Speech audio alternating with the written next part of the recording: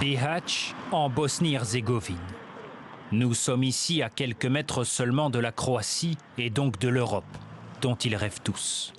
Ces migrants sont couchés à même le sol, entre les déchets entassés depuis des mois. C'est le cas d'Irfan, il est pakistanais. Avocat de formation, il dit fuir son pays pour échapper au régime en place avec 7 de ses amis. On vit dans cette tente. On a de gros problèmes quand il pleut, quand il y a du vent. C'est très problématique de dormir ici. Comme un millier de migrants, impossible pour eux d'entrer dans ce bâtiment. Une ancienne usine désaffectée, transformée en un gigantesque camp. Capacité 1500 personnes, mais ils sont déjà plus de 2000. Pas question d'en accepter plus de peur de créer des émeutes. Saïd tient à nous montrer où il dort. Les problèmes sont nombreux pour les gens ici. Ils ont du mal à dormir. Regardez ces matelas, cela fait plusieurs mois qu'ils sont là. Peut-être 6 mois ou 7 mois qu'ils n'ont pas été changés.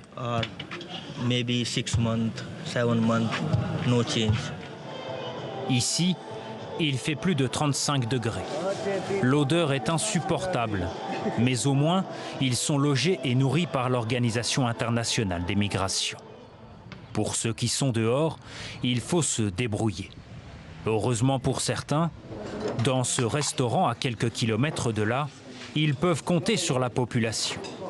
Tous les jours depuis 16 mois, des repas sont offerts gratuitement par d'anciens combattants bosniens comme Hazim Latic.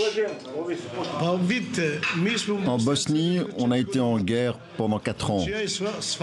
On est 4 anciens combattants bosniens. Nous, pendant la guerre, on avait faim. Il nous arrivait de ne pas manger pendant 4 ou 5 jours. Et on ne veut pas qu'ils connaissent ça ici. C'est actuellement la saison des pluies ici en Bosnie. La traversée de la frontière croate est donc très compliquée. Mais avec les beaux jours qui se profilent, ils sont des centaines et des centaines ici derrière moi à se préparer pour tenter le game, pour passer la frontière croate et donc atteindre l'Europe. Le game, le jeu en français, comprenait la traversée de cette frontière par la forêt. Ce soir-là, tête baissée, regard dans le vide, ces Pakistanais s'approchent des bois. C'est leur toute première tentative. On n'a aucune idée de combien de temps va durer le game. Peut-être 1, 2, 4, 5, peut-être 10 jours ou plus. On a déjà pas mal marché. On a mis 6 mois pour arriver du Pakistan jusqu'ici, à Bihać. Depuis notre tournage, ils n'ont pas encore réussi à passer la frontière, mais ils l'assurent, ils recommenceront comme des milliers avant eux. Moi, c'est la 60e fois que je tente le game. Et avec le même résultat? Oui,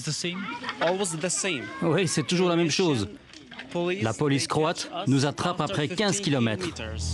Si la plupart tentent d'entrer à pied en Croatie sans se faire repérer, d'autres paient des passeurs pour les amener à Zagreb ou en Italie. C'est le cas de ce groupe de migrants. Ils sont une vingtaine entassés dans cette camionnette. Traquée par la police, elle sera finalement stoppée et les migrants renvoyés dans les camps en Bosnie. D'après nos lois, d'après les lois internationales, si les gens sont sur un territoire, peu importe comment ils ont franchi la frontière, s'ils l'ont fait légalement ou pas, ils ont le droit de demander l'asile. Ce qui est souvent nié ici en Croatie, et c'est un problème que nous rencontrons depuis le début de l'année 2017. Si la plupart des migrants échouent dans leur tentative, d'autres parviennent à atteindre Zagreb, la capitale croate. C'est le cas de ces Iraniens, arrivés ici il y a quelques semaines. Nous avons traversé la forêt à pied. Nous sommes partis de nuit et on a marché pendant une journée sans s'arrêter avant d'être aidés par la mafia. Je connaissais juste un gars en Allemagne qui nous a aidés pour les passeports et nous a mis en contact avec un chauffeur pour arriver à Zagreb. Aidés par cette ONG, ils apprennent le croate en espérant obtenir l'asile.